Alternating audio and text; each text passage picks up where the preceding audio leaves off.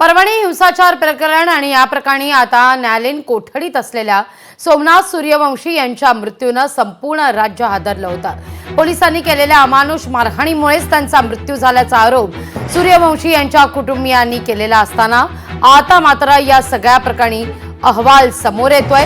न्यायदंडाधिकाऱ्यांचा अहवाल समोर आल्यानंतर यात पोलिसांच्या मारहाणीतच सूर्यवंशी यांचा मृत्यू झाल्याचा ठपका ठेवण्यात आलाय।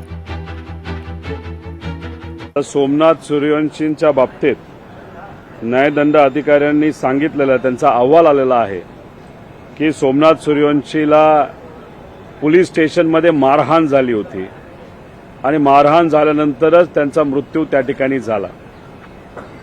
ज्या दिवशी ही घटना घडली त्या दिवशीच आम्ही सांगत होतो की याला पूर्णपणे तिथं असणारं पोलीस प्रशासन हे जबाबदार आहे।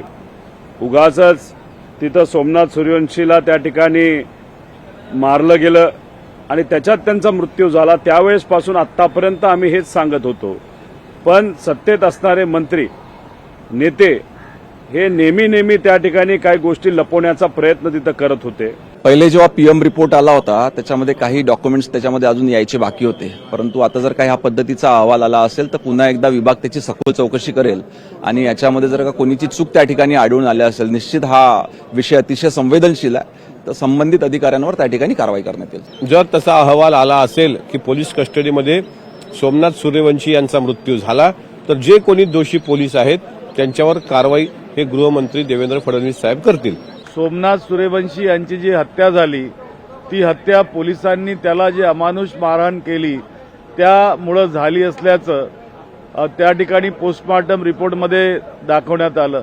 तद्वतच न्यायदंडाधिकाऱ्यांनी सुद्धा त्या पद्धतीचाच या ठिकाणी निर्णय दिलेला असताना अजूनही त्या पोलीस अधिकाऱ्यांवर संबंधितांवर कोणतीही कारवाई करण्यात आलेली नाही, त्याचा आम्ही या ठिकाणी निषेध करतो। ज्या प्रकार कोणी दोषी आहे त्याला बेड्या टाकण्याची किंवा त्याच्यावर कारवाई करण्याची भूमिका सरकारची राहणार आहे। या संदर्भात सरकार म्हणजे पोलीस विभागामार्फत चौकशी करून आणि सखोल चौकशी करून जोही दोषी असणार त्याच्यावर कारवाई होणार आहे। त्यांना कोठडीत बंद करून मारला त्या सोमनाथला। त्याची आई एकटी बिचारी भांडी घासते, तिला खायला प्यायला काहीही नाही, तिच्या आजूबाजूला समर्थनार्थ कोणी उभं राहिलं नाही। मला वाटतं सोमनाथ सूर्यवंशीला न्याय द्यावा लागेल। आम्ही अपुरे पडतो, आम्ही कमी पडतो ते मान्य करतो मी, पण अशा जर हत्या गोरगरिबांच्या, दलितांच्या, मागासवर्गीयांच्या जेलमध्ये कोंडून व्हायला लागल्या तर बाबासाहेबांचं संविधान काय कामाचं? सरकारला याचं उत्तर द्यावं लागेल। सोमनाथ सूर्यवंशीचा मृत्यू झालेला रिपोर्ट समोर आलेला आहे। आता जे सत्य होतं मारहाणीमुळे सोमनाथचा मृत्यू झालेला आहे।